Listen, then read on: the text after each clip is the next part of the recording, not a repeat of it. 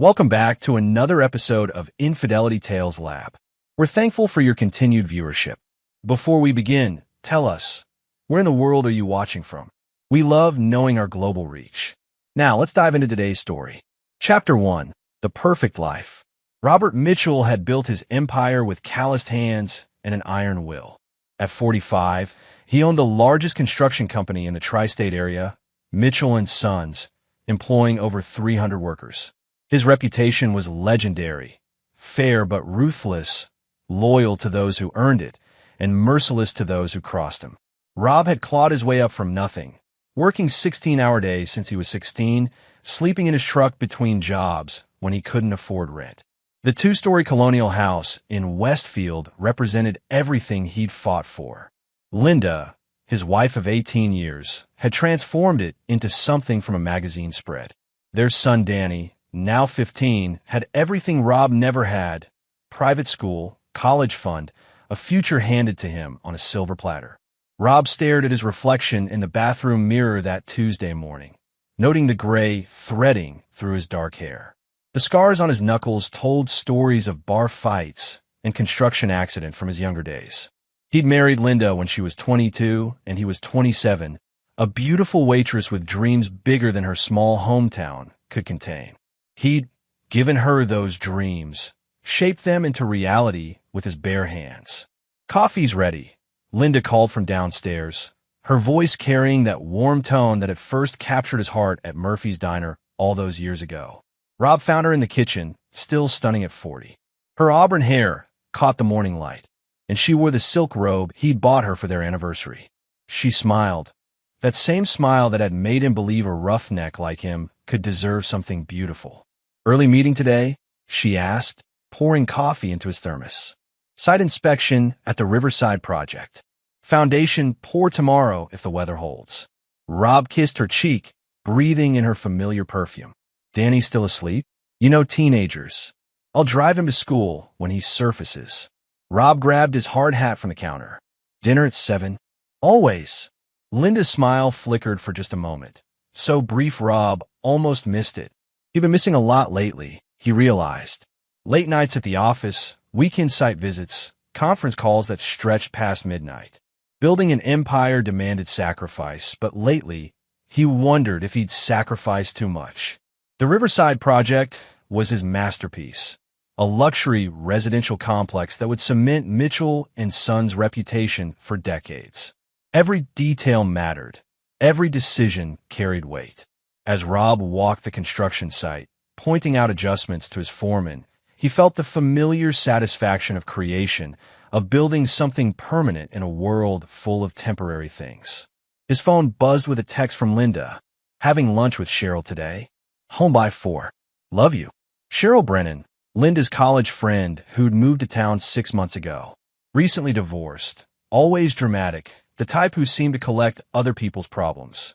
Rob had never warmed to her, but Linda needed friends. Being married to a man who worked 70 hours a week couldn't be easy. That evening, Rob arrived home to find Linda humming in the kitchen, preparing his favorite meal, beef stew with fresh bread. She seemed unusually cheerful, almost glowing. "Good day," he asked, wrapping his arms around her waist from behind. "Wonderful. Cheryl and I went to that new spa downtown. Very relaxing." Linda leaned into him, but something felt different. Her posture was too perfect, her voice too bright. Danny appeared in the doorway, earbuds dangling around his neck. "Hey, Dad. How was work?" "Same as always, son." "How was school?" "Fine." Danny's response was clipped, and he avoided eye contact. Teenage attitude, Rob assumed, though something nagged at him. They ate dinner in relative quiet, Linda chattering about her day while Danny pushed food around his plate. Rob watched his family, noting subtle changes he couldn't quite identify. The way Linda's laugh sounded forced. How Danny kept glancing at his phone. Small things that probably meant nothing. After dinner, Rob retreated to his home office to review blueprints for the next day's pour. Construction was predictable. Follow the plans, use quality materials, maintain safety standards, and everything turned out solid. Unlike people, buildings didn't lie or change their nature overnight. Around 11, Rob headed upstairs to find Linda already in bed, reading one of her romance novels. She looked up as he entered, and for a moment, he saw something in her eyes. Guilt? Fear? Then she smiled, and he decided he was imagining things. Long day, she said, marking her place in the book. They're all long days. Rob sat on the bed's edge, removing his work boots. But worth it, are they? Linda's question caught him off guard. Rob studied her face. What do you mean? Nothing. Just, sometimes I wonder if you're happy, Rob. Really happy. It was an odd question from a woman who lived in a house he'd bought, drove a car he'd paid for, wore jewelry he'd worked overtime to afford. But Rob had learned that women thought differently about such things. I'm happy when my family's safe and provided for. When I know you and Danny have everything you need. Linda nodded, but her smile seemed sad. I know you work hard for us. I hope you know how much that means to me. The conversation felt weighted with subtext he couldn't decipher. Rob kissed her goodnight and settled into bed, but sleep came slowly.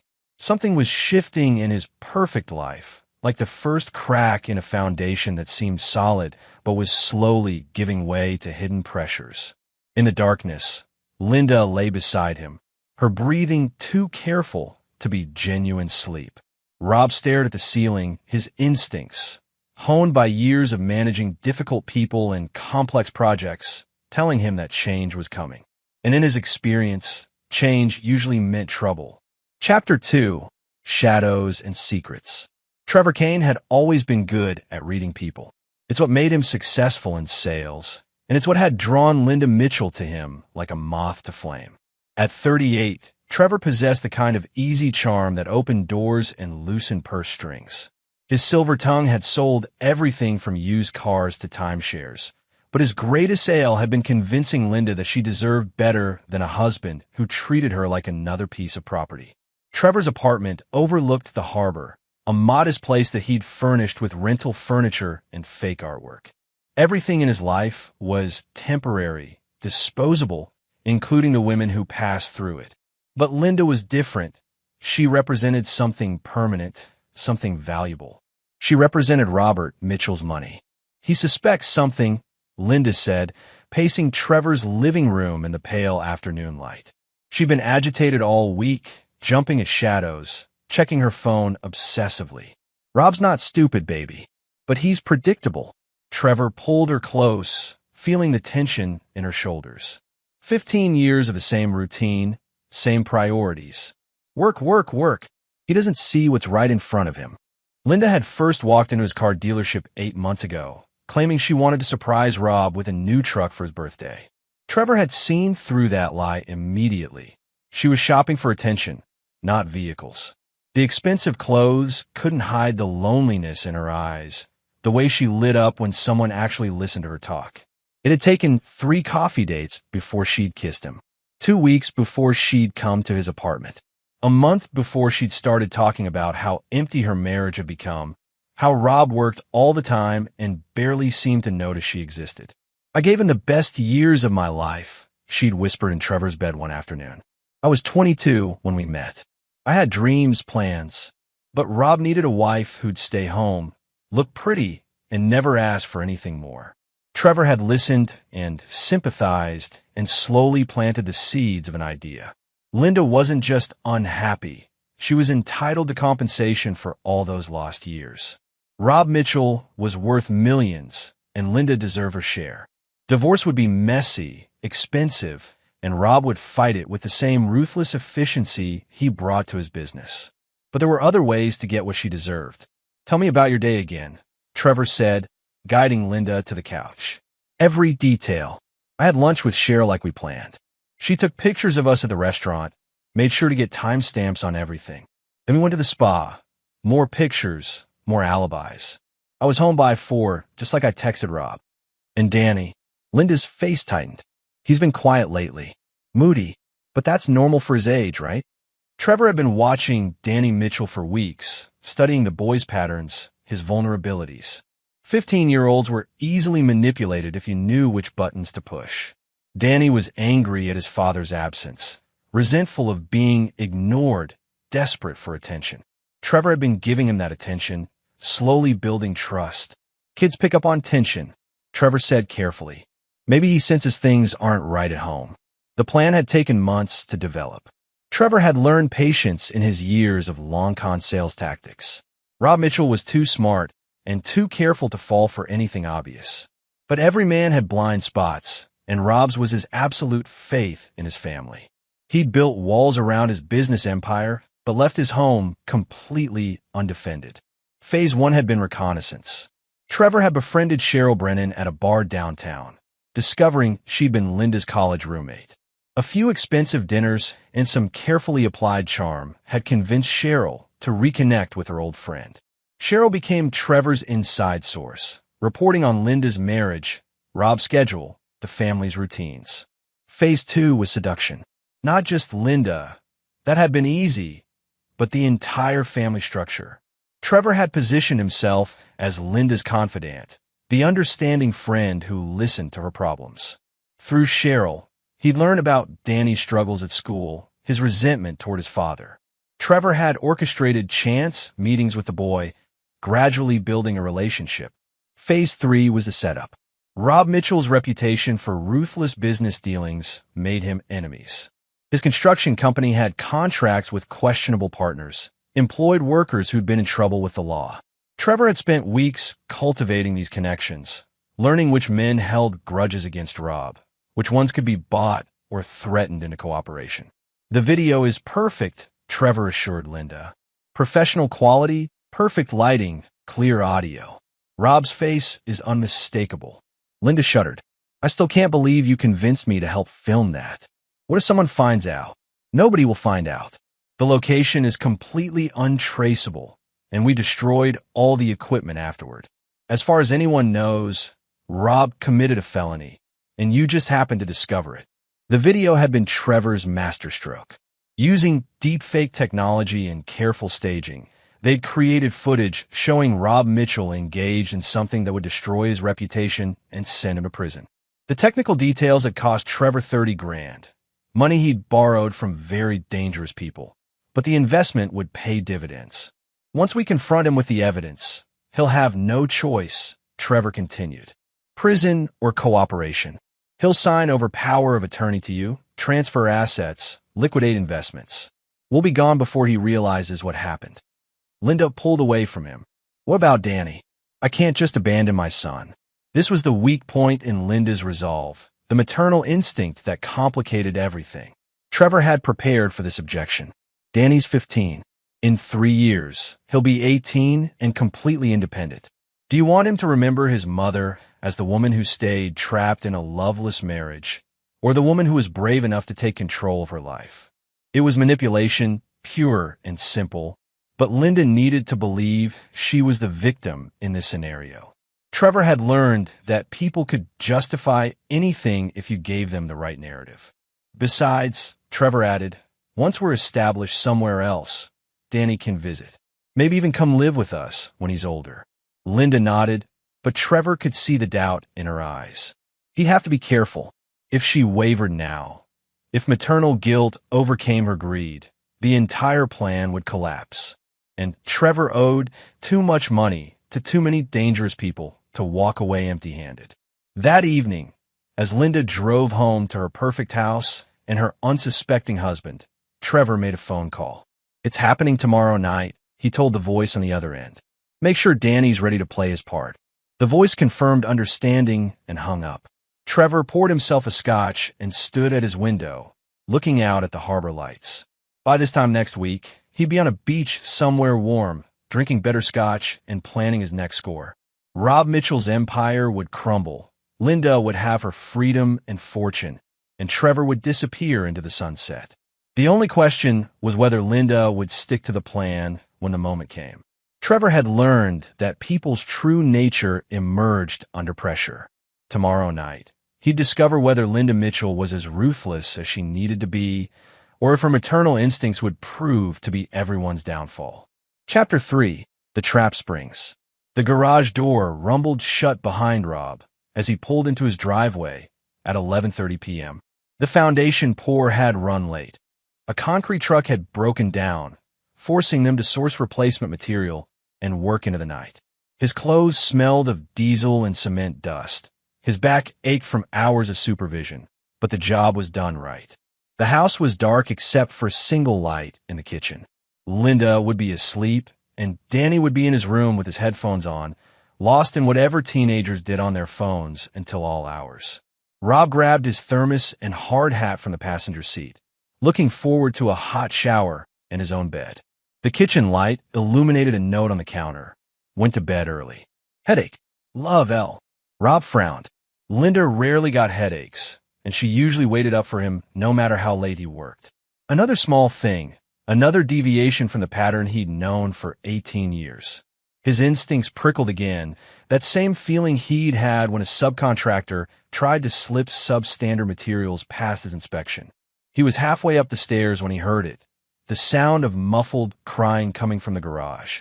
Rob backtracked quietly, his construction boots silent on the carpeted steps. Through the window, he could see light filtering under the garage door. Danny was out there, and from the sound of it, the boy was in serious distress. Rob slipped through the kitchen and opened the door connecting the house to the garage. Danny sat on a storage crate, his face illuminated by the glow of his phone screen. Tears streaked his cheeks, and his whole body shook with suppressed sobs. Danny, Rob stepped into the garage, closing the door behind him. Son, what's wrong? Danny looked up, and Rob saw something in his son's eyes he'd never seen before, fear. Raw, primal terror that made Rob's protective instincts surge. Dad, Danny's voice cracked. Dad, Mom told me to give you this. Danny's hands trembled as he held out the phone. On the screen, a video was playing. Rob took the device, squinting at the image, and felt his blood turn to ice. The video showed Rob Mitchell, unmistakably him, in what appeared to be an abandoned warehouse. He was standing over a young woman who was bound and crying, holding what looked like a metal pipe. The camera angle captured his face clearly as he raised the weapon. Son, I never did that. Rob's voice came out strangled. The video was impossible, insane. He'd never been in that warehouse, never hurt anyone, never. Danny backed away from him, terror transforming his features. Dad, look at the date on the video. Rob's hand shook as he checked the timestamp. Yesterday. The video was dated yesterday, during the hours he'd supposedly been at the Riverside site, surrounded by workers who could vouch for his presence. Danny, this is fake. This is impossible. I was at work yesterday, you know that. I was. Dad, please. Danny's voice broke completely. Please don't hurt me. The words hit Rob like a physical blow. His own son, afraid of him, believing he was capable of. Surprise. Rob spun toward the voice. Linda stood in the doorway, but this wasn't the woman who'd made him coffee that morning. Her smile was cold, predatory, nothing like the warm expression he'd fallen in love with 19 years ago. Daddy's going to jail, Linda continued, her voice sing-song, almost playful. Unless what? Rob's mind raced, trying to process what was happening. The video was fake, it had to be. But the technology, the quality, the timestamp. Unless you do exactly what I tell you to do. Linda stepped fully into the garage, and Rob noticed she was dressed differently than when he'd left that morning. Black clothes, gloves, like she was preparing for something. Linda, what the hell is this? What's going on? What's going on, Rob? Is that you're finally going to pay for 18 years of neglect. 18 years of treating me like a pretty decoration while you built your little empire. The pieces clicked into place with sickening clarity. The strange behavior, the fake alibis, the way Danny had been avoiding him. How long have you been planning this? Long enough. A new voice entered the conversation. A man stepped out from behind Rob's workbench, tall, well-dressed, with the kind of practiced smile Rob had seen on 1,000 salesmen. Rob Mitchell, the man said, extending his hand with mock politeness. Trevor Kane, I've heard so much about you. Rob ignored the offered handshake. You're the one behind this. Behind what? I'm just Linda's friend. The friend who's been listening to her for months while you ignored her. The friend who's been giving Danny the attention his father had never bothered with. You son of a... Rob started toward Trevor, but Linda's voice stopped him. I wouldn't do that, Rob. Not with Danny watching. Not when that video is already uploaded to a secure server. ready to be sent to the police with a single text message. Rob looked at his son, who was pressed against a garage wall, phone clutched to his chest like a shield. "Danny, you don't believe this.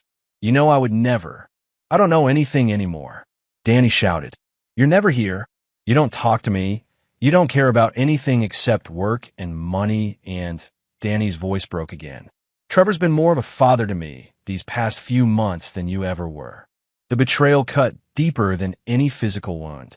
Rob had worked 16-hour days for this boy, had built an empire to secure his future, had sacrificed everything to give him opportunities Rob had never had. And Danny had chosen a stranger over his own father. "Here's how this works," Trevor said, his voice businesslike. "You're going to sign some documents, transfer certain assets, liquidate some investments, and in return, that video never sees the light of day. And if I refuse?" Linda's smile widened. "Then you'll be in prison within 24 hours, facing charges that will destroy everything you've built. Your company, your reputation, your freedom. Everything." Rob looked around the garage, at his tools, his workbench, the space where he'd taught Danny to change oil and check tire pressure. Memories of better times, when his family had seemed solid and permanent. "You miscalculated," Rob said quietly. "Excuse me." Trevor's confidence wavered slightly. "You think you know me. You think you understand what kind of man I am." Rob's voice was calm, controlled, but something had shifted in his posture. "You see a businessman who'll negotiate when cornered. A family man who'll do anything to protect his reputation." Linda and Trevor exchanged glances. Danny pressed further against the wall. "You're wrong," Rob continued. "I'm not a businessman who happens to work construction. I'm a construction worker who learned business. I'm the kind of man who fought for everything he has, who broke bones and shed blood to build something from nothing." "Dad!" Danny's voice was small, uncertain. "And you," Rob looked directly at his son, "chose them over me. Your own father." "Rob, don't be dramatic," Linda said, but her voice had lost some of its confidence. "Just sign the papers, and—" "I built this life with my hands," Rob interrupted. "And if it burns down, I'll rebuild it the same way. But first—" Rob's smile was nothing like the warm expression his family knew. It was the smile of a man who'd grown up in rough neighborhoods, who'd settled disputes with fists before he'd learned to settle them with lawyers. "First, you're all going to learn what happens when you threaten Robert Mitchell." Trevor stepped forward, pulling out his phone. "One text message, old man. One text, and your life is over." "Send it," Rob said. "But understand something. When that video goes public, I'll have nothing left to lose. And a man with nothing to lose is the most dangerous thing in the world." The temperature in the garage seemed to drop 10 degrees. Danny whimpered softly, finally understanding that his father wasn't the broken man they'd expected to find. Linda's hand moved toward Trevor's arm, a warning gesture. But Trevor was too arrogant, too invested in his plan to recognize the shift in power dynamics. His finger hovered over his phone screen, ready to destroy Rob Mitchell's life. He had no idea that Rob Mitchell was about to destroy his. Chapter 4. The Hunter Becomes Prey. Rob stood motionless for 3 heartbeats, his mind shifting into the calculating mode that had built his empire. Every successful construction project began with assessment. Understanding the foundation, identifying weak points, determining which structures could bear weight and which would crumble under pressure. "Send the video," Rob repeated, his voice steady. "I'm curious to see how far you've thought this through." Trevor's finger hesitated over the phone screen. Something in Rob's tone had clearly unsettled him. "You're bluffing. You have too much to lose." "Do I?" Rob took a step closer, and Trevor instinctively backed up. "Let's examine what I actually lose. My reputation? Built it once, I can build it again. My company? I know every competitor in the tri-state area, every foreman worth hiring, every client worth keeping. My money." Rob glanced at Linda. "Half of it goes to my cheating wife anyway." Linda's face had gone pale. "Rob, you're not thinking clearly. The charges alone will." "Will what?" "Stick." Rob laughed, a sound devoid of humor. "You think I survived 30 years in construction without learning how to spot a setup? That video is impressive work. Probably cost you serious money. But you made one critical error. Trevor's confidence was cracking. What error? You assumed I'm the same man I was 18 years ago. The man who worked alone, who had no connections, no resources beyond his own two hands. Rob pulled out his own phone, speed dialing a number. You forgot that I'm Robert Mitchell now. The call connected immediately. Rob? Jesus, it's almost midnight. What's? Pete, I need you to listen carefully. Someone just showed me a deep fake video of me committing a felony. Very high quality, professional work. I need to know who in the tri-state area has the equipment and expertise to produce something like that. Detective Pete Romano had been Rob's friend since childhood, back when they'd both been scrapping in the same tough neighborhood. Pete had chosen law enforcement. Rob had chosen construction. But they'd maintained their friendship through 3 decades, bound by shared history and mutual respect. Deepfake? Rob, what the hell have you gotten yourself into? I'll explain later. Right now I need that information. Give me an hour. And Rob, don't do anything stupid until I call you back. Rob ended the call and looked at Trevor, whose face had gone ashen. You see, the beauty of building a successful business is that you collect resources. Contacts. People who owe you favors. People who trust you. You can't prove anything, Trevor said, but his voice lacked conviction. Can't I? Rob smiled. Pete Romano is one of the best detectives in the state. He'll trace that video back to its source within hours. Professional deepfake work requires serious equipment, and there are only a handful of operators in this region.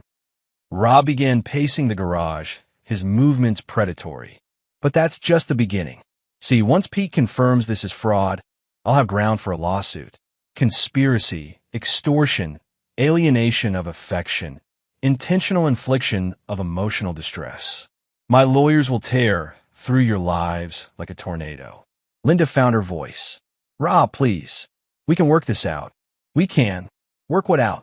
Rob's gaze fixed on her with surgical precision. 18 years of marriage, and you plan to destroy me over what? Money? Freedom? Or just the thrill of betraying everything we built together? You don't understand what it's been like. Linda's voice rose. Being married to someone who cares more about concrete and steel than. Stop. The single word cut through her protest like a blade. Don't you dare make this about my work. Everything I built, every hour I worked, every sacrifice I made was for this family. For you. For him. Rob's eyes found Danny, who was still pressed against the wall. And you both chose a stranger over me. Trevor was frantically typing on his phone. Rob could see the panic in his movements, the desperate attempt to salvage a plan that was disintegrating by the minute. Were you texting? Rob asked. Your technical support? Your financial backers? Or maybe the dangerous people you borrowed money from to finance this operation? Trevor's head snapped up. How did you know about your debts? Your desperate situation? Your history of long-con sales tactics? Rob's smile was razor sharp. You've been watching my family for months. Did you really think I wouldn't have you investigated the moment I realized something was wrong? The lie came easily, but it hit its target. Trevor's face went white as he processed the implications. That's right, Rob continued. I've known about you for weeks. About your apartment, your debts, your history of targeting wealthy women. About the people you owe money to, very dangerous people who don't accept excuses when payment comes due.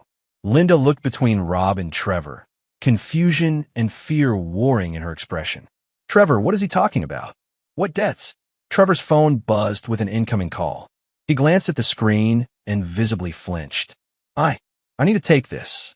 By all means, Rob gestured magnanimously. Don't let me interrupt your business. Trevor stepped toward the corner of the garage, turning his back to the group. His voice was low, urgent, but Rob caught fragments. Need more time? Complications? Payment coming.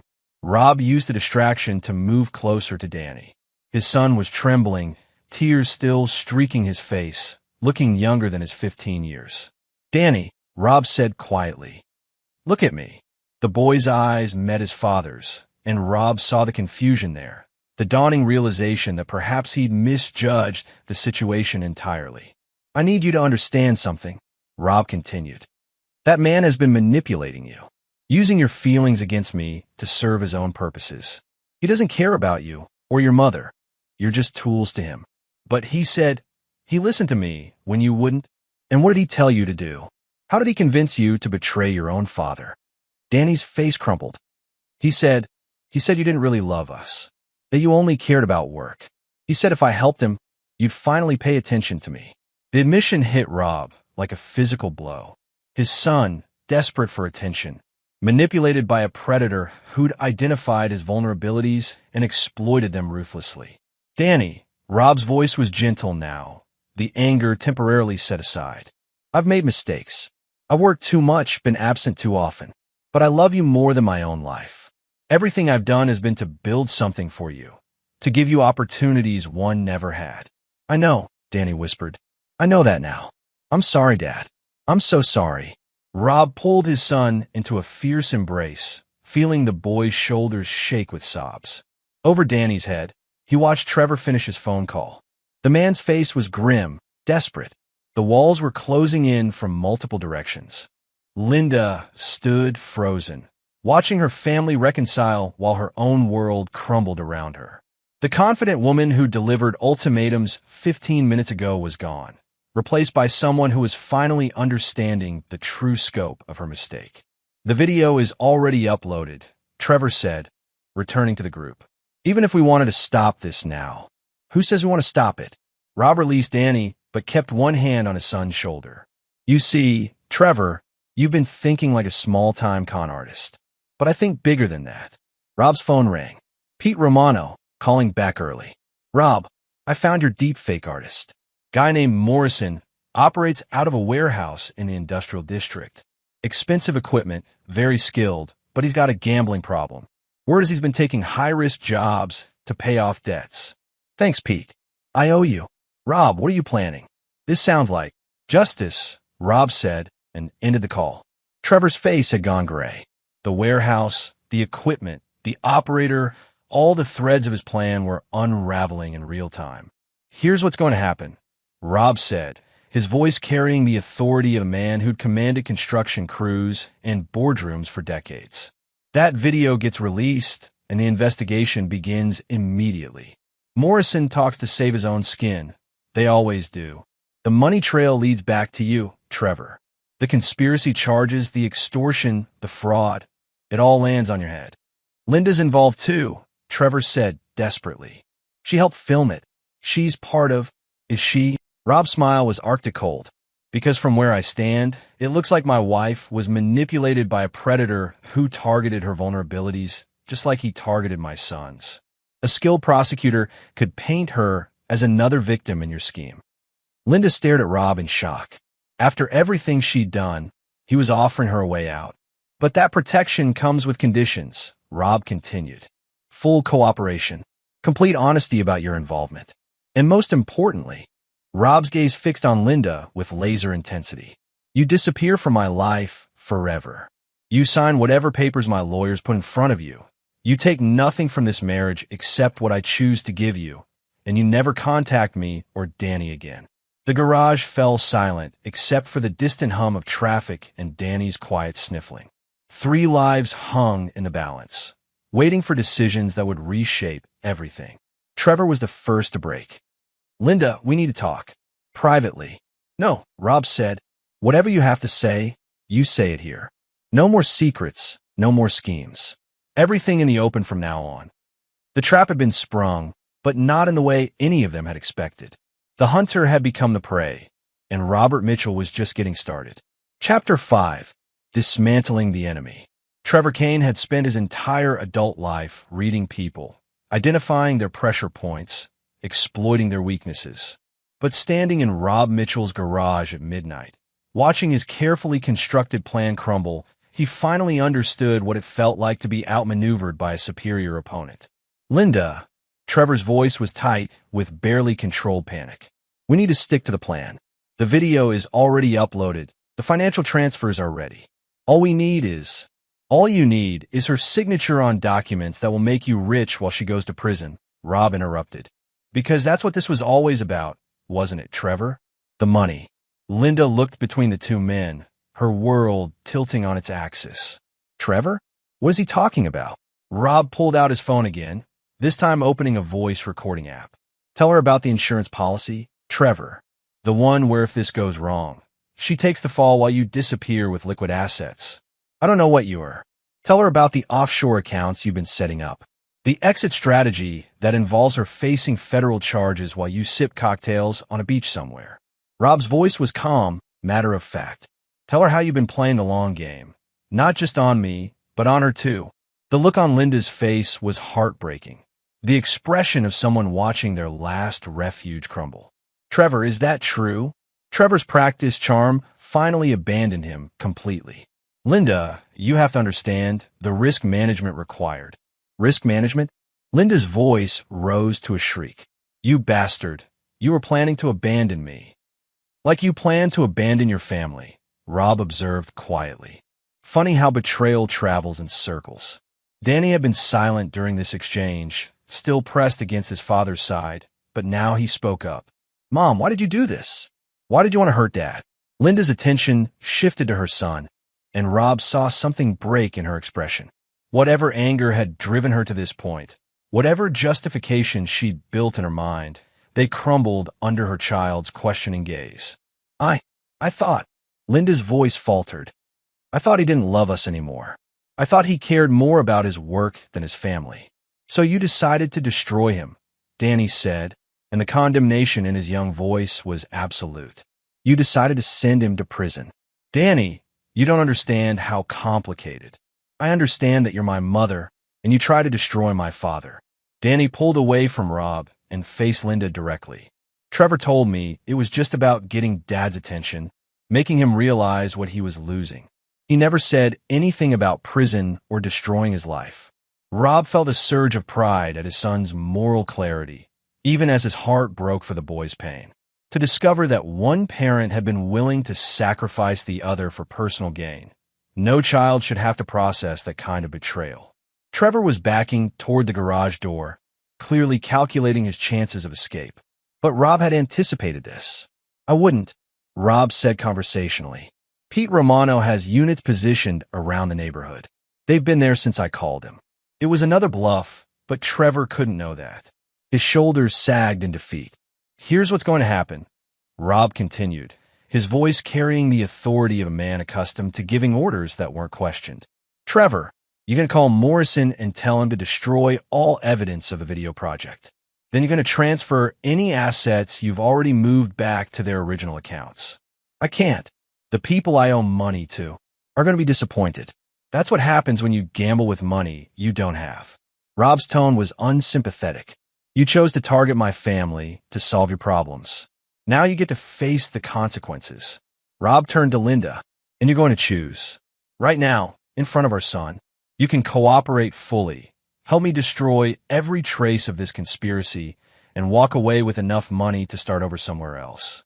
Or you can stand by Trevor, face federal charges for extortion and fraud, and spend the next decade in prison. Linda looked at Trevor, searching his face for some sign that he had a solution, a backup plan, anything that would salvage this disaster. But Trevor's expression was that of a man watching his own execution. What about Danny? Linda asked finally. What about him? Rob's voice was ice cold. You made your choice when you decided to use him against me. You forfeited your right to maternal concern the moment you turned my son into a weapon. Dad, Danny said quietly. Can I talk to Mom? Alone. Rob hesitated. After everything that had happened, the idea of leaving Linda alone with Danny felt dangerous. But his son had been through enough trauma for one night. If this conversation would help him process what had happened, Rob could allow it. 5 minutes, Rob said. Trevor and I will step outside. Rob gestured for Trevor to precede him out of the garage. The night air was cool and clean, a sharp contrast to the suffocating atmosphere inside. Rob could hear Danny's voice through the thin walls, too low to make out words, but carrying the tone of someone working through profound disappointment. You really think you've won, Trevor said, leaning against Rob's truck. But this isn't over. There are people involved in this that you don't know about, people who won't just walk away because your plan fell apart. The people you owe money to? Rob studied Trevor's face in the dim streetlight. The ones who fronted you cash for the deepfake operation? Tell me about them. Trevor's laugh was bitter. You think you're tough because you built a construction company? These people break kneecaps for entertainment. They don't care about your reputation or your connections. They want their money, and they're going to get it one way or another. From me, you mean? Since your original plan failed. From someone. And Linda's still legally your wife, which makes her responsible for community debts. The threat was clear, and Rob felt his anger shift into something colder, more focused. It was one thing to target him directly. Threatening Linda, despite her betrayal, was another matter entirely. How much? Rob asked. 80 grand plus interest. They're not the patient type. Rob did quick calculations. 80,000 was significant, but manageable, especially if it eliminated an ongoing threat. But paying Trevor's debts felt like rewarding failure, encouraging future attacks. Here's a better idea, Rob said. You're going to make some phone calls. You're going to explain to these dangerous friends of yours that the job failed, the target proved too difficult, and they need to write off the loss. They don't write off losses. They collect them in blood. Not if you give them something better. Rob's smile was predatory. You see, Trevor, you're not the only one with dangerous connections. The difference is mine are legal. Rob pulled out his phone and showed Trevor a contact list that included judges, prosecutors, federal agents, and police commissioners. 30 years of successful business builds a lot of relationships. My lawyer plays golf with the district attorney. My accountant is married to a federal judge. My best friend from childhood runs the organized crime task force. Trevor's face went white as he processed the implications. So here's what you're going to do, Rob continued.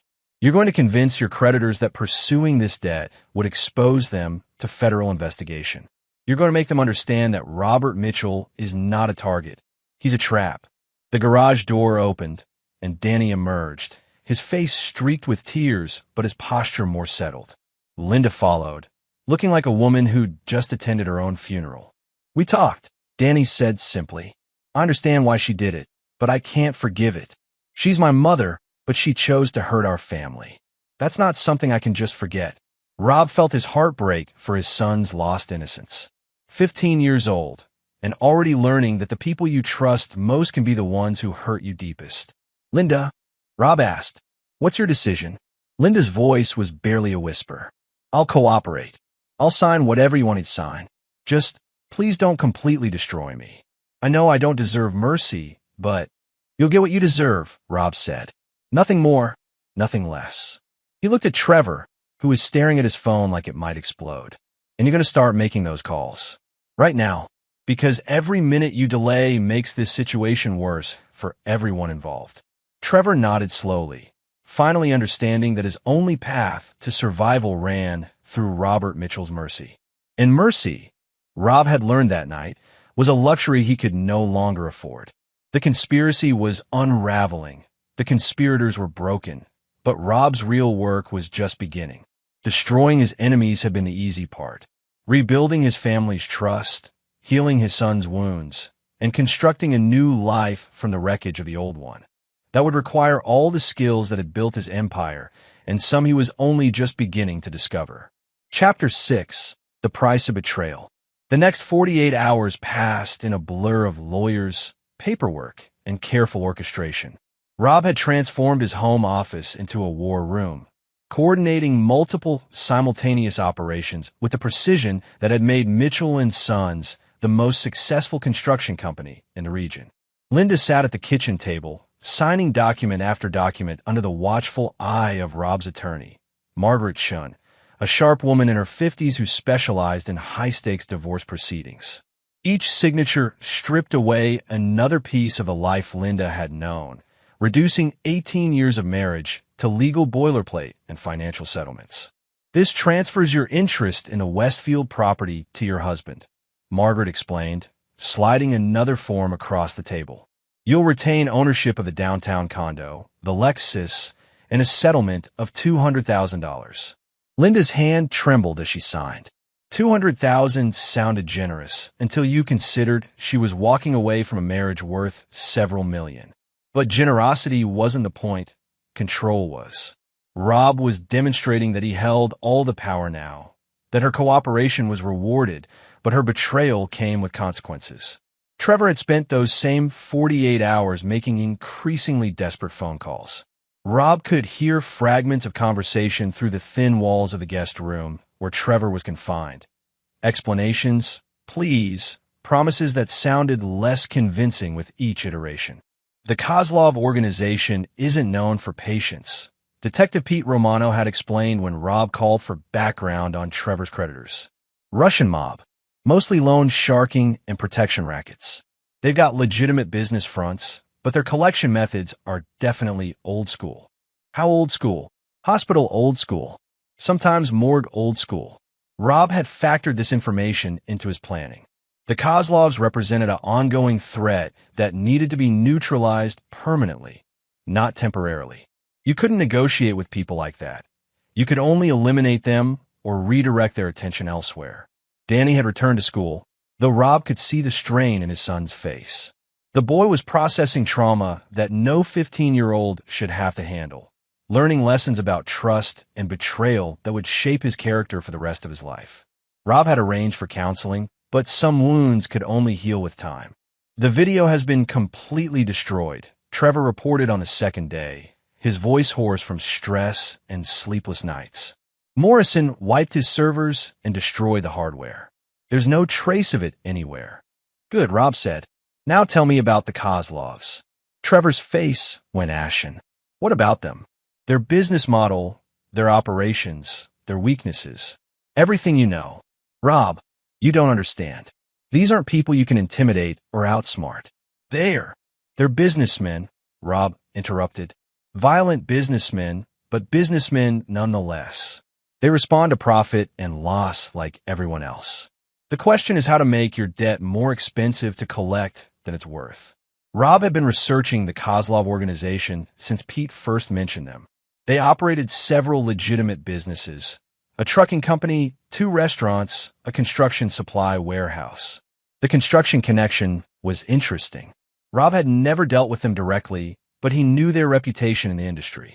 Alexei Kozlov, Rob mused, reading from a file on his desk, owns Kozlov Materials, supplies concrete and steel to half the contractors in the city, including some of my competitors. Trevor looked confused. What does that have to do with? Everything. Rob's smile was sharp. See, Trevor, you're thinking like a small-time criminal, but I think like a businessman. And in business, leverage is everything. Rob picked up his phone and dialed a number he'd memorized hours earlier. The call was answered on the second ring by a heavily accented voice. Kozlov Materials. This is Alexei. Mr. Kozlov, this is Robert Mitchell of Mitchell & Sons Construction. I understand we have a mutual acquaintance who's created some complications. There was a pause, the sound of calculation. Mr. Mitchell, your reputation precedes you. What complications? Trevor Kane owes you money. Money he borrowed to finance an operation against my family. That operation has failed, and Mr. Kane is now under my protection. Another pause, longer this time. Protection is expensive, Mr. Mitchell. $80,000 expensive. I'm not calling to pay his debt. I'm calling to offer you something more valuable than money. I'm listening. Exclusive supplier status for the Riverside project. $12 million in concrete and steel, with guaranteed payment schedules and completion bonuses, plus preferential consideration for all future Mitchell & Sons projects. The silence stretched for nearly a minute. Rob could practically hear Alexei's mental calculations. 80,000 in questionable debt versus millions in legitimate business. This is contingent on Mr. Kane's debt being forgiven. Completely forgiven. Clean slate. And if Mr. Kane attempts similar operations in the future, then he becomes your problem again. But until then, he's off limits. Acceptable. I will prepare the contracts. Rob ended the call and looked at Trevor, who was staring at him in amazement. Why did you do that? Rob finished. Because smart enemies are more dangerous than smart allies. You've seen what I'm capable of when threatened. Would you rather have me as a partner or an adversary? Trevor nodded slowly, understanding dawning in his expression. What do you want from me? Information. Names. Details about everyone involved in this conspiracy. I want to know who else might come after my family, who else might think we're easy targets. And in return, you get to live. You get to start over somewhere else with a clean slate. But you disappear, Trevor, permanently. If I ever see you within 100 miles of my family again, the Kozlovs will be the least of your problems.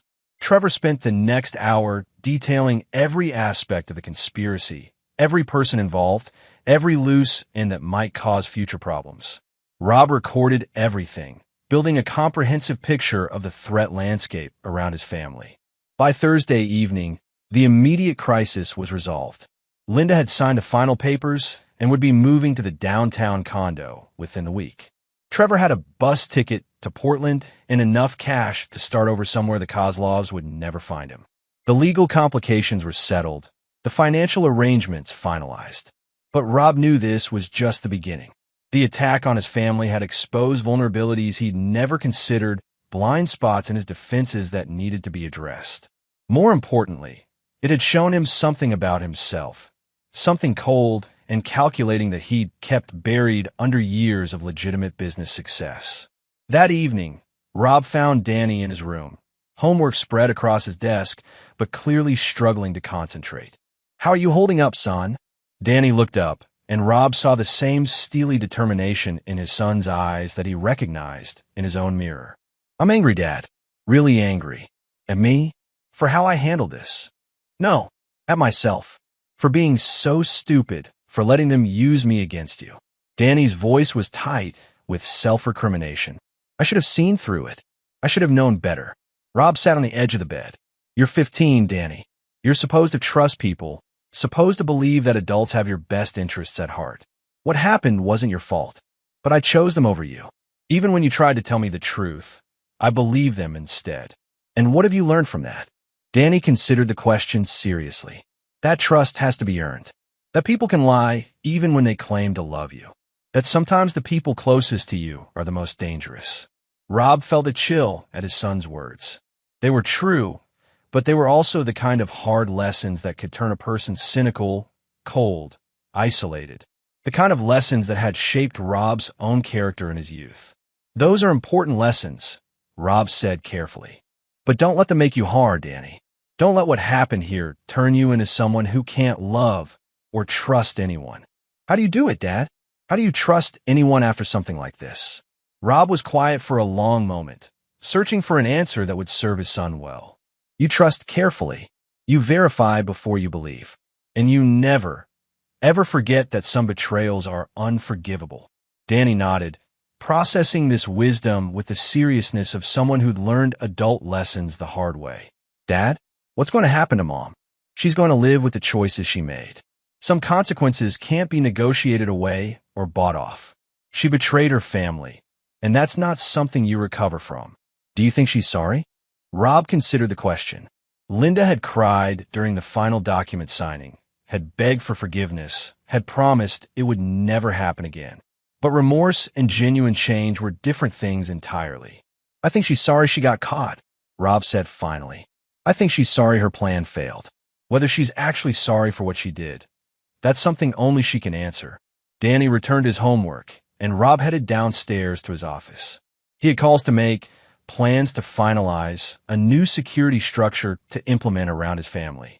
The immediate threat was neutralized, but Rob Mitchell had learned something important about himself during this crisis. He was capable of things he'd never imagined. Cold things, ruthless things, and that capability would serve him well in the battles that were surely coming. Because men like Robert Mitchell didn't just have enemies, they created them. And the price of betrayal, Rob had decided, was something he would collect in full from anyone foolish enough to threaten his family again.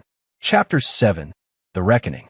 6 months after the garage confrontation, Rob stood in his office reviewing the quarterly reports that confirmed what he already knew. Mitchell & Sons was experiencing unprecedented growth. The exclusive contract with Kozlov Materials had opened doors to larger projects, government contracts, and partnerships that would have taken years to develop through conventional channels. But success in business was only part of Rob's transformation. The man who had once trusted implicitly now verified everything. The father who had once worked long hours to provide for his family now understood that presence was more valuable than provision. The husband who had once believed in the permanence of marriage now lived alone in a house that had been purged of every trace of Linda's existence. Danny had adapted to their new reality with resilience that both impressed and worried Rob. The boy was thriving academically, excelling in sports, but there was a hardness in his eyes that hadn't been there before. At 16, Danny had learned lessons about betrayal and consequence that most people didn't master until middle age. "Dad, there's something I need to tell you," Danny said one evening over dinner. They ate together every night now, a ritual Rob had instituted to rebuild the connection that had been damaged by years of work-focused absence. "What's on your mind, son?" "I've been getting messages from Mom." Rob set down his fork carefully. Linda's contact with Danny was explicitly forbidden under the separation agreement, a violation that could result in legal consequences. "What kind of messages?" "Texts mostly, sometimes emails. She wants to see me, to explain her side of what happened. She says you're keeping us apart unfairly." Rob studied his son's face, noting the tension there. "What do you think about that?" "I think she had her chance to explain. In the garage that night, when everything came out, she chose Trevor over us, chose money over family. I don't see what else there is to discuss." The cold logic in Danny's voice was startling. Rob recognized his own analytical nature reflected in his son, but worried about the emotional cost of such detachment. "Danny, she's still your mother. Despite everything that happened, despite the choices she made, that biological connection doesn't mean anything," Danny interrupted. "Biology doesn't create obligation. Love and loyalty have to be earned, just like respect. She forfeited her right to be my mother when she tried to destroy my father." Rob felt a mixture of pride and concern at his son's moral clarity. The boy had developed an ethical framework that was admirably consistent, but potentially limiting. Learning to never forgive meant never being vulnerable, but it also meant never experiencing the full range of human connection. "Have you responded to her messages?" "Once. I told her that any contact needed to go through you, that I wasn't interested in secret communication. She hasn't respected that boundary." Rob made a mental note to have his lawyer send Linda another cease and desist letter. Testing boundaries was typical behavior for someone who'd lost control and was looking for any avenue back into the lives she'd abandoned. "There's something else," Danny continued. "I've been doing some research on Trevor." "What kind of research?" "Social media, public records, business registrations. I wanted to know what happened to him after he left town." Rob had been wondering the same thing, but hadn't actively investigated. Trevor Kane's fate was less important than ensuring he stayed gone, but curiosity was natural. "What did you find?" "He's in Portland, like you suggested, working a used car lot, living in a studio apartment. Completely different life than what he had here." Danny paused. "He looks broken." "Good," Rob said without hesitation. "Actions have consequences. He chose to target our family, and now he's living with the results of that choice." "Do you think he learned his lesson?" Rob considered the question. Men like Trevor Kane were fundamentally opportunistic, always looking for angles, always calculating risk versus reward. The question wasn't whether he'd learned a lesson. It was whether he'd learned the right lesson. "He learned that I'm not an easy target," Rob said finally. Whether he learned not to target anyone is a different question entirely. That weekend, Rob received a call that confirmed his instincts about unfinished business. Pete Romano's voice was tense with professional concern. "Rob, we need to talk. In person. How soon can you get to my office?" An hour later, Rob sat across from his childhood friend in the detective's cramped office, studying crime scene photos that made his blood run cold. "Alexei Kozlov was found dead in his office 3 days ago," Pete explained. "Professional hit, very clean, very thorough. The kind of work that costs serious money." Rob stared at the photos, his mind racing through implications. "Any suspects?" "Competing organizations, mostly. The Kozlovs have been expanding their territory, stepping on toes. But there's something else." Pete leaned forward. "Alexei had been asking questions about you, about your business, your family, your relationship with Trevor Kane. Starting about 2 weeks ago, he was being very careful, very discreet, but word gets around in my business." Rob processed this information, feeling pieces of a puzzle clicking into place. Someone hired Alexei to investigate me, then killed him to cover their tracks. That's my working theory. The question is who and why now, 6 months after the Trevor Kane situation was resolved. Rob thought about Linda's messages to Danny, about boundary testing and probing for weaknesses. Pete, I need you to look into something for me. Linda's been trying to contact Danny against court orders. I want to know if she's working alone or if someone's encouraging that contact. You think she's involved in this? I think someone is cleaning up loose ends. Alexei knew about Trevor's debt, about the deal we made to resolve it. If someone wanted to eliminate all traces of that arrangement. Pete nodded grimly.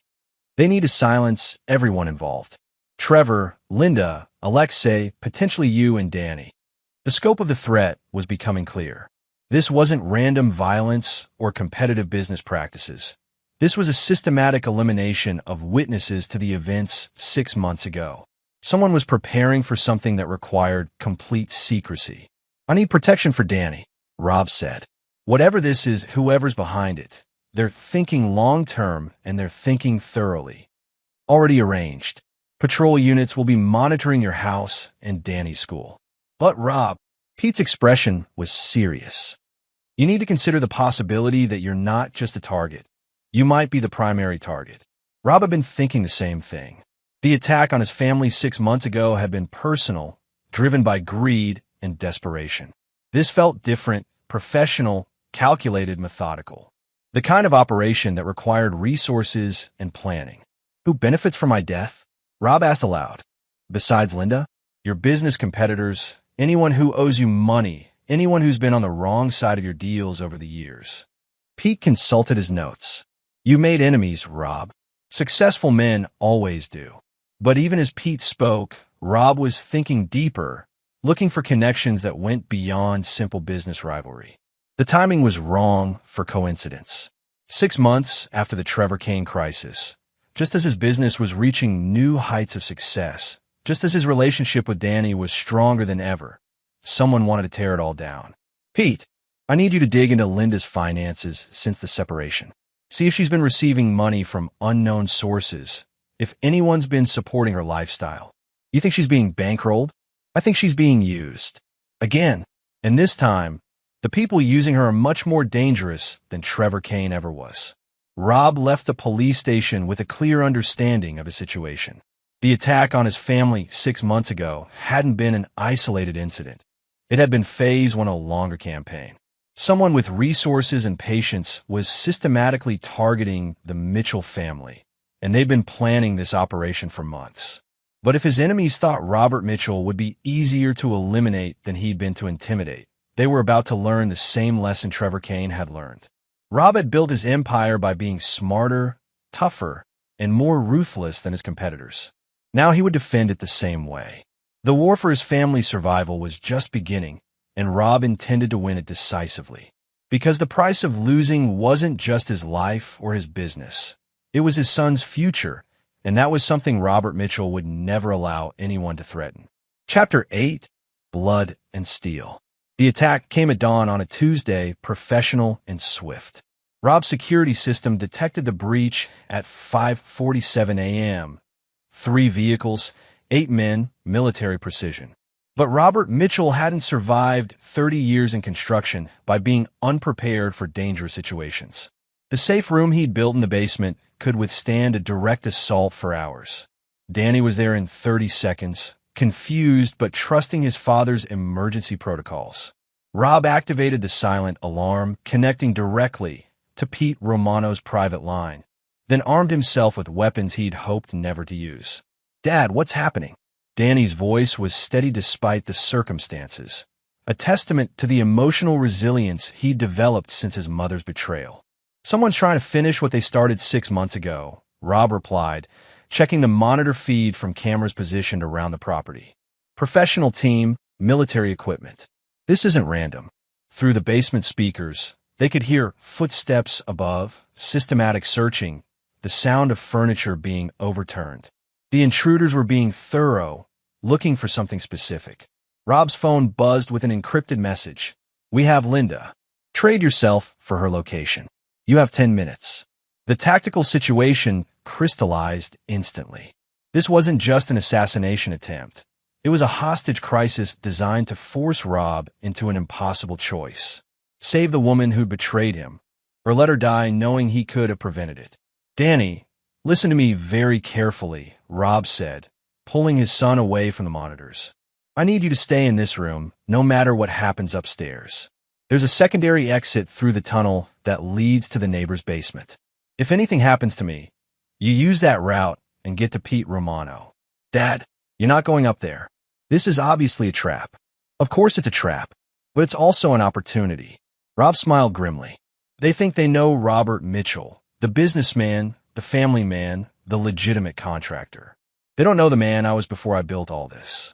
Rob had grown up in neighborhoods where survival meant violence, where disputes were settled with fists and sometimes worse. Those skills have been dormant for decades, buried under suits and contracts and legitimate success. But they'd never disappeared entirely. The house's intercom crackled with an unfamiliar voice. Mr. Mitchell, we know you're here. This doesn't have to be complicated. Come upstairs, and we could discuss terms like civilized people. Rob keyed the intercom response. Send me proof that Linda's alive, then we'll talk. Proof is expensive, Mr. Mitchell. But I suppose we can afford a small investment. A phone buzzed with an incoming video call. Linda's face appeared on screen, terror-stricken but apparently unharmed. She was in what looked like an abandoned warehouse, surrounded by armed men. Rob, her voice was barely a whisper. They said they'll let me go if you. The video cut off, replaced by text. Ground floor. Alone. 5 minutes. Rob made his choice with the cold calculation that had built his empire. Linda's fate was her own responsibility. She'd chosen to involve herself with dangerous people, chosen to betray her family, chosen the path that led to this moment. But Danny's safety was non-negotiable. Son, I need you to understand something. Whatever happens next, whatever you see or hear, remember that everything I do is to protect you. Everything. Danny's eyes widened as he processed his father's tone. Dad, you're scaring me. Good. Fear keeps you alive. Stay in this room. Use the tunnel if necessary. Trust only Pete Romano. Rob kissed his son's forehead. I love you, Danny. Remember that. Rob armed himself with tools from his construction days. Weapons that wouldn't trigger metal detectors, but could be devastatingly effective in experienced hands. He'd learned violence in back alleys and bar fights, refined it during years when solving problems with physical force was simply another business tool. The man waiting in Rob's living room was exactly what he'd expected. Military bearing, expensive clothes, the kind of professional competence that costs serious money. 2 associates flanked him, similarly equipped and positioned. Mr. Mitchell, thank you for being reasonable. Let's skip the pleasantries. Who are you, and what do you want? My name is irrelevant. What I want is simple. The complete destruction of evidence from a certain video project 6 months ago, along with elimination of all witnesses to related financial arrangements. Rob kept his expression neutral. Trevor Kane's operation was thoroughly dismantled. There's nothing left to clean up. Except you, Mr. Mitchell, and your son, and the unfortunately persistent Ms. Linda Mitchell, who's been asking inconvenient questions about money transfers and offshore accounts. The pieces finally clicked into place. Linda hadn't been randomly testing boundaries with her messages to Danny. She'd been investigating the financial trail from Trevor's operation, trying to understand where the money had really come from and where it had gone. She found something, Rob said. She found enough to be dangerous. Names, account numbers, transaction records. Information that could expose operations much larger than Trevor Kane's amateur schemes. So you're cleaning house. We're protecting investments. Mr. Mitchell, your reputation for intelligence is well-deserved. Surely you understand that some secrets are worth killing for. Rob did understand, but understanding didn't mean accepting. These people had made a fundamental error in judgment. They'd assumed Robert Mitchell would negotiate when cornered, just as Trevor Kane had assumed 6 months earlier. Here's what's going to happen, Rob said, his voice carrying the authority that had commanded construction crews and boardrooms for decades. You're going to release Linda. You're going to leave my son alone, and you're going to disappear from our lives permanently. The lead man smiled.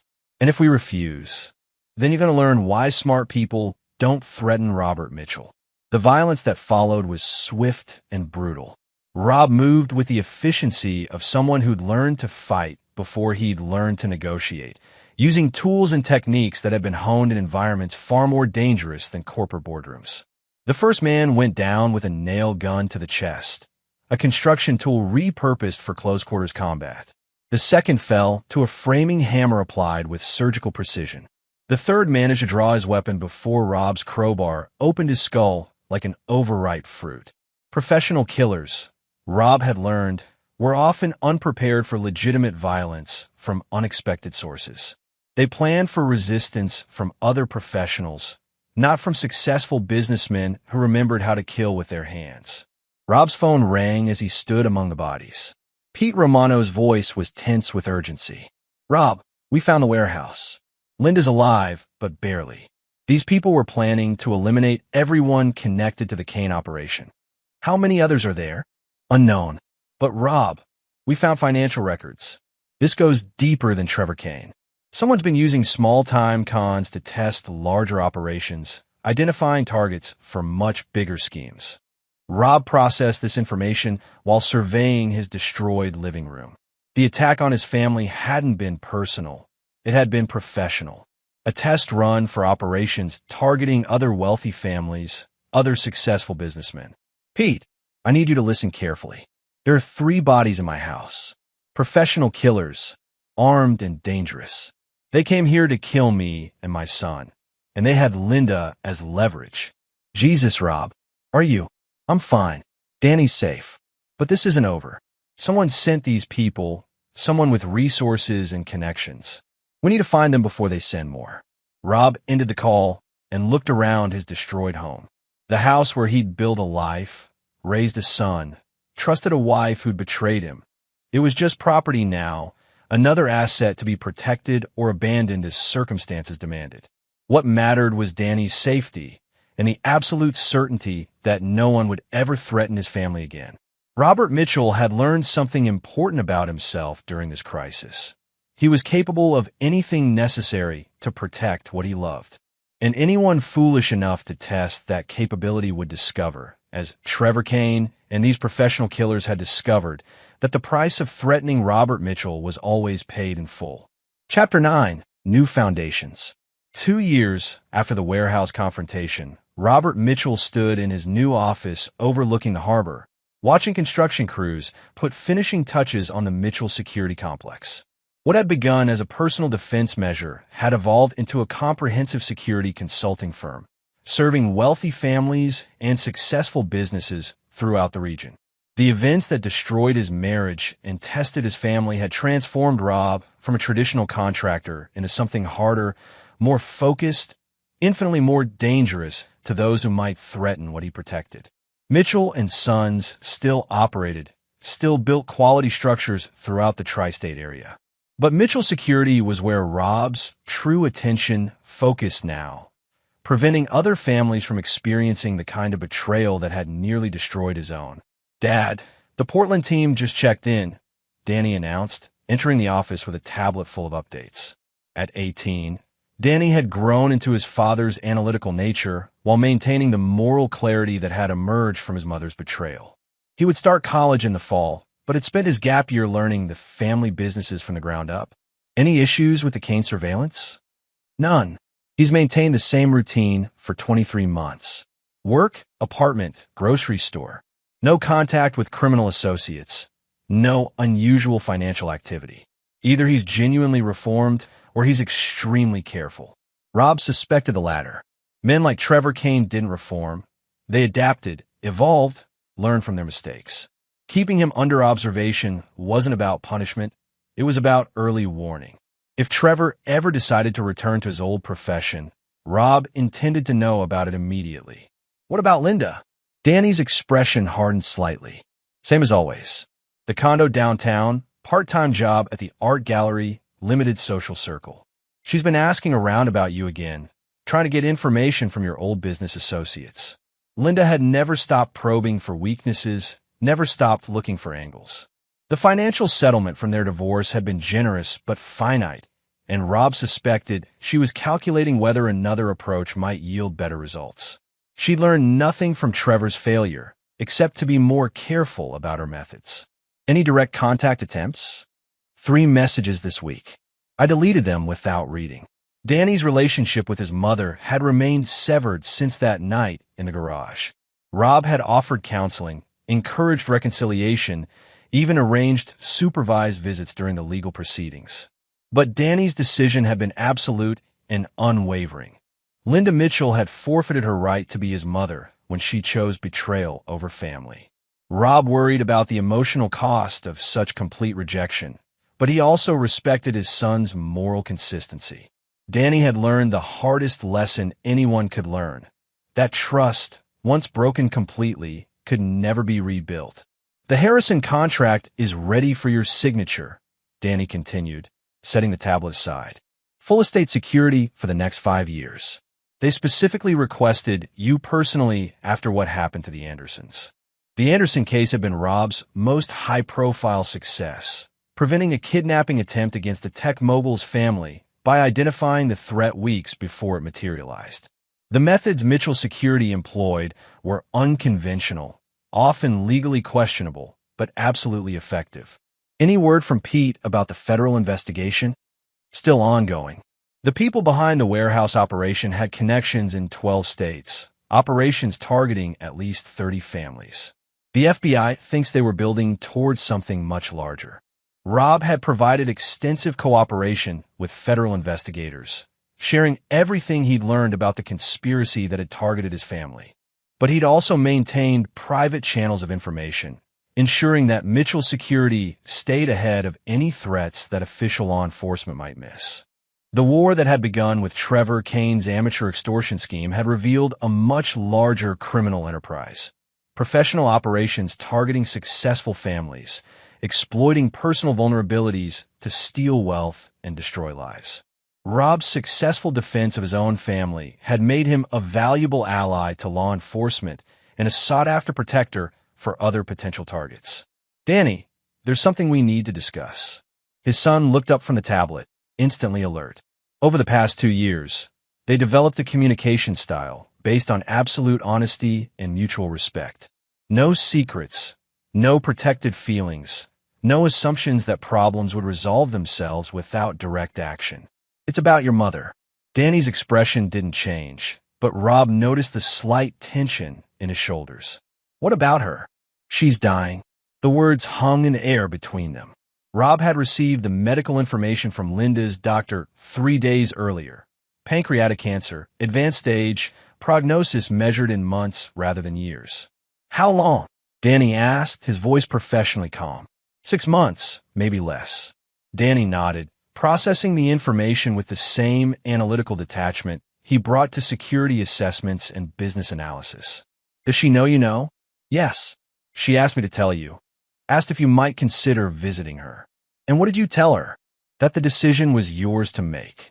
Danny was quiet for several minutes, staring out at the harbor where fishing boats were returning with their morning catch.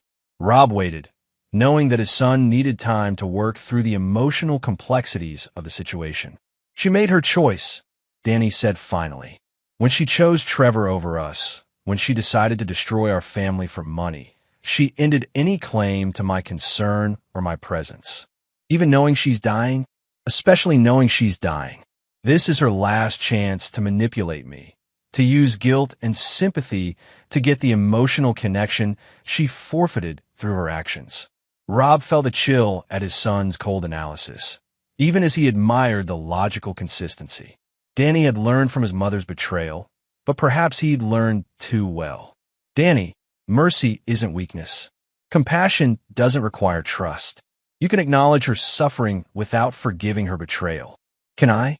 Or would visiting her send the message that betrayal can be overcome with enough time and the right circumstances? It was a fair question, one that Rob had been wrestling with since receiving Linda's diagnosis. The moral framework they'd built together emphasized consequences, accountability, the permanent nature of certain choices. But it also risked creating people who were incapable of forgiveness, mercy, or growth? What do you think I should do? Danny asked. Rob considered his answer carefully. His son was 18 now, legally an adult, intellectually mature beyond his years. But he was also carrying wounds that might never fully heal, shaped by lessons that were both necessary and potentially limiting. I think you should remember that showing mercy to someone who's dying doesn't excuse their betrayal of you when they were living. You can be kind without being weak, compassionate without being foolish. Danny nodded slowly. And if I choose not to see her, then that's your choice to make, and I'll support it completely. What about you? Will you see her? Rob thought about Linda, the beautiful young waitress he'd fallen in love with, the woman who'd shared his dreams and helped him build a life, the wife who'd ultimately chosen to destroy everything they'd created together. Yes, he said finally. Not to forgive her, not to rebuild anything, but to close the circle. To end this chapter of our lives with clarity rather than unfinished business. Danny returned to his tablet, but Rob could see he was struggling with the decision. The boy had built his emotional defenses around absolute principles, but real life rarely offered absolute situations. Take your time, Rob said. Whatever you decide, we'll handle it together. That evening, Rob drove to Linda's condo for the first time since their divorce was finalized. She answered the door looking frail but still recognizable. The woman he'd shared 18 years with, now facing the consequences of choices that had seemed so important 2 years ago. Rob, thank you for coming. They sat in her living room, surrounded by furniture he'd paid for, artwork they'd selected together, photographs of a family that no longer existed. The conversation was awkward, stilted, weighted with history that couldn't be undone. I know you hate me, Linda said finally. I don't hate you, Rob replied honestly. Hate requires emotional investment. You're simply someone I used to know who made choices I can't respect. Linda flinched at the cold assessment, but nodded as if she'd expected nothing else.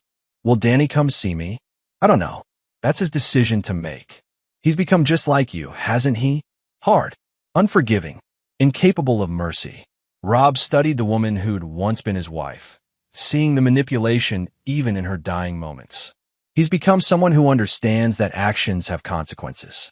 That trust, once broken, can't be rebuilt with words and time. And you think that's healthy? That emotional isolation? I think it's realistic. You taught him that the people closest to him could be the most dangerous. That's a lesson that will serve him well. Linda began to cry, quiet tears that might have moved him once, before he'd learned the cost of misplaced trust. I made a mistake, Rob. A terrible mistake. But I loved you both in my way. No, Rob said firmly. You loved what we could provide for you. Security, status, comfort. When you thought you could get those things more easily through betrayal than through loyalty, you chose betrayal. People change, Rob. People can learn from their mistakes, grow beyond their failures. Some people can. You had 2 years to prove you'd changed, to demonstrate growth or remorse or accountability. Instead, you've spent that time probing for new angles, testing boundaries, looking for ways to reinsert yourself into our lives. Linda's tears stopped as she processed the accusation.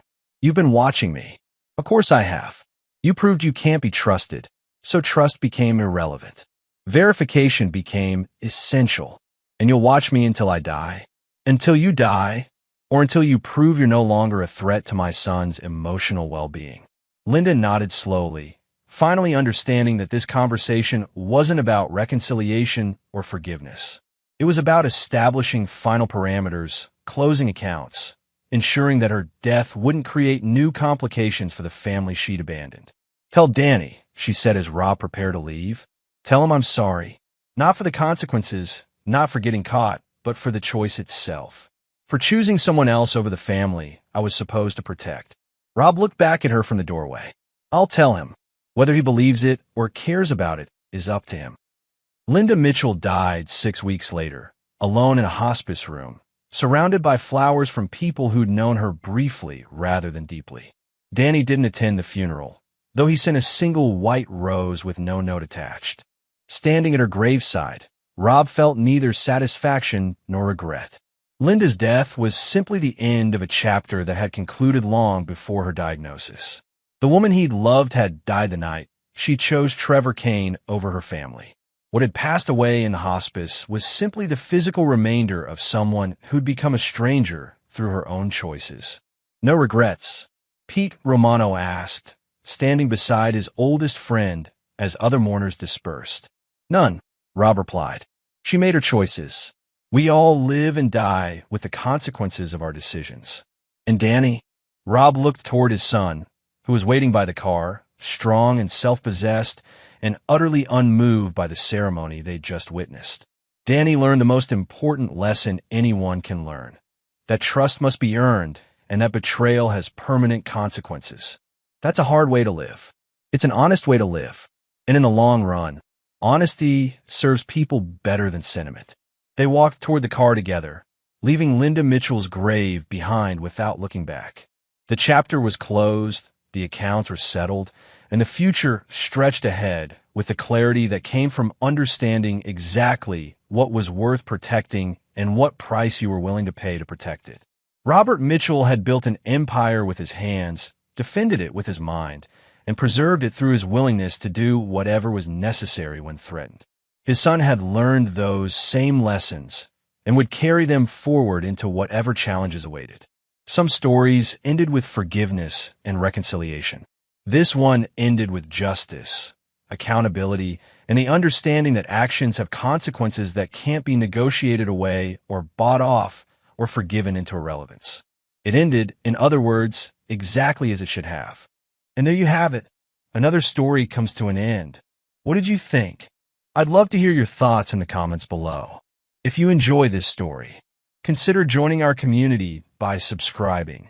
It means the world to us. For more stories like this one, check out the recommended videos on screen. And I'll see you there.